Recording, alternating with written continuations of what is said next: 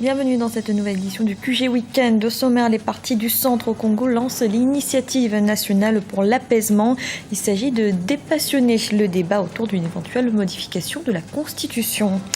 Les populations nomades au Nigeria tentent de préserver leur mode de vie, mais face aux difficultés rencontrées au quotidien, une partie a décidé de se sédentariser. Et la série Génération, l'un des feuilletons les plus populaires d'Afrique du Sud, est aujourd'hui menacée. Plusieurs acteurs ont entamé une grève, certains ont d'ailleurs déjà été licenciés. Débattre sainement d'une éventuelle modification de la Constitution, c'est le souhait des partis du centre au Congo. Par la voix de leur coordonnateur Jean-Michel Bokamba-Yangouma, ils appellent ainsi les forces politiques à un dialogue responsable et apaisé. Un reportage de notre correspondant Presse Bafoulo. Dépassionner le débat sur la Constitution, c'est l'objectif principal de l'initiative pour l'apaisement du débat constitutionnel en République du Congo. Depuis quelques mois, la classe politique congolaise est divisée sur cette question. Si pour la majorité, certains estiment que l'actuelle constitution n'est pas adaptée aux réalités, l'opposition dénonce des manœuvres pour maintenir le président Sassou au pouvoir. Lancé par Jean-Michel Bokamba-Yangouma, le coordonnateur national des groupements et partis du centre, l'initiative invite à un débat responsable. Angios Ngongia Ngambe, leader d'un parti du centre, vient d'adhérer à cette initiative. Tout ce qui va dans le sens de la paix, notre parti adhère. Tout ce qui va dans le sens de la démocratie sociale, notre parti adhère. Voilà pourquoi nous avions approuvé favorablement l'idée initiée par le président Jean-Michel Bokamba-Yangouma, parce qu'il va dans le sens du dialogue politique et du dialogue national. Le PAR est le seul parti à avoir adhéré à cette initiative qui n'a pas encore eu d'écho dans la classe politique. Dimanche dernier, le secrétaire général de l'UPADS, le principal parti d'opposition, a réaffirmé sa position lors d'un meeting.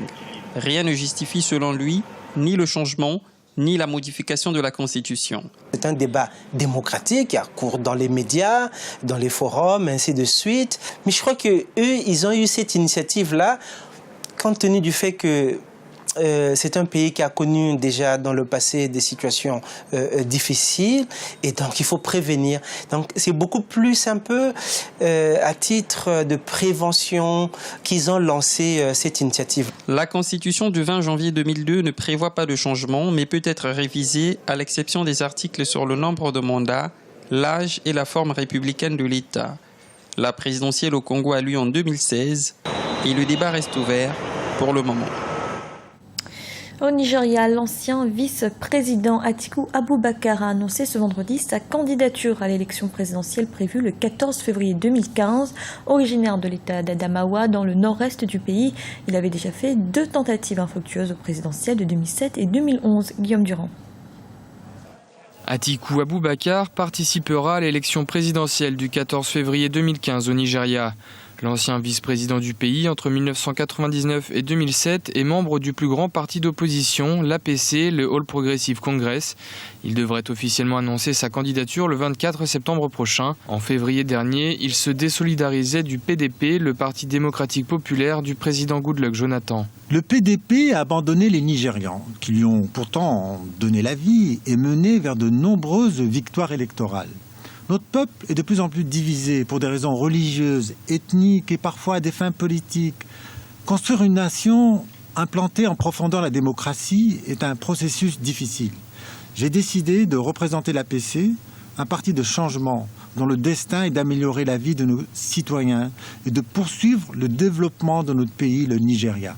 Atiku Abubakar estime que le temps du changement est venu pour le pays le plus peuplé d'Afrique, aujourd'hui confronté à de nombreux problèmes, notamment sécuritaires, en raison de la présence sur son territoire de la secte islamique Boko Haram. Nous devons saisir le moment pour donner à tout Nigérian une chance de contribuer à redéfinir le Nigeria comme une place pour eux et leurs enfants pour se développer et se sentir en sécurité.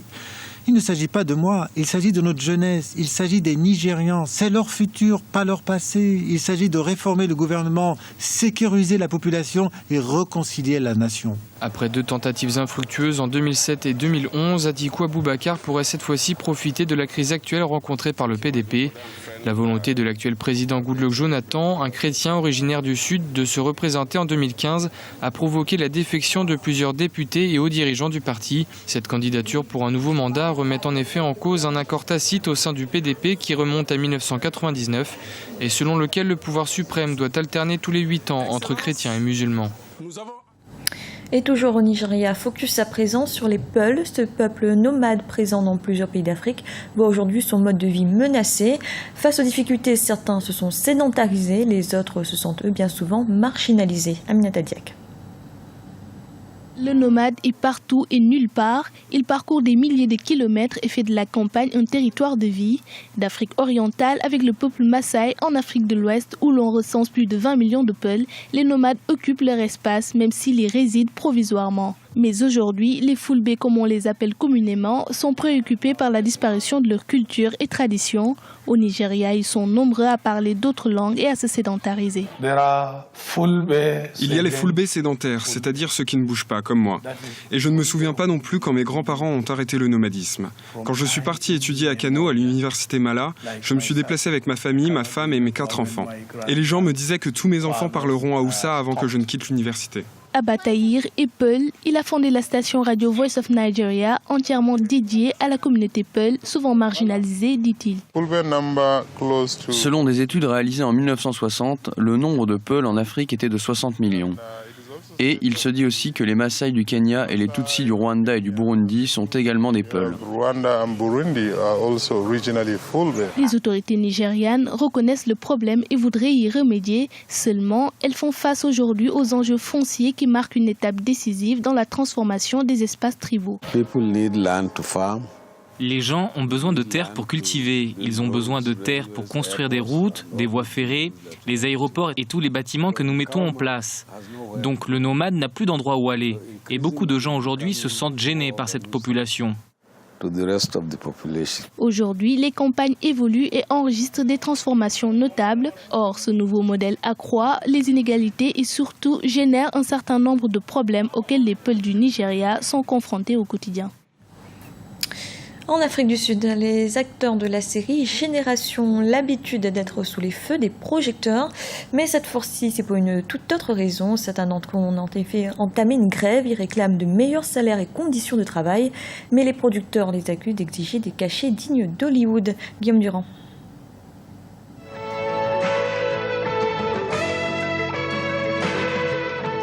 Ces acteurs d'un des feuilletons les plus populaires d'Afrique du Sud renvoyés pour un différend salarial avec leurs producteurs. Depuis 20 ans, la série Génération rythme le quotidien des Sud-Africains. Lancé en 1994, le feuilleton suit la vie de familles rivales du mania des médias, luttant pour la suprématie dans ce secteur concurrentiel. Depuis plusieurs semaines, certains acteurs étaient en grève pour exiger une augmentation de salaire, mais également pour dénoncer des conditions de travail injustes, à l'image de Mendy Ngubane. Ce dernier, touché par des problèmes de santé, s'estime peu considéré par la production. Je me suis vu diagnostiquer une insuffisance rénale et je vis aujourd'hui grâce à la dialyse, à raison de 4 par jour. Je sais qu'un jour, Dieu m'aidera à avoir un rein. Je suis sorti de l'hôpital un jeudi et dès le lendemain, j'ai été informé que je devais reprendre le travail. D'autres vont plus loin et accusent les producteurs d'avoir des préjugés raciaux. Je n'irai pas jusqu'à dire que les acteurs noirs ne sont pas bien payés. Mais pourquoi toute autre personne qui exerce le même métier que moi touche un meilleur salaire que moi? Pourquoi quelqu'un qui travaille depuis 3 ans gagne plus que moi alors que je fais ce métier depuis 10 ans? La SABC, qui diffuse la série, a refusé les doléances des acteurs qui voulaient être payés 30 000 rand par semaine contre 20 000 en moyenne à ce jour.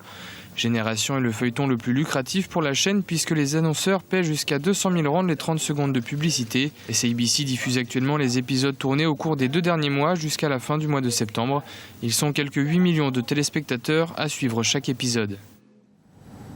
C'était le journal de la rédaction. Merci de l'avoir suivi. Retrouvez dans un instant une nouvelle édition du QG Weekend.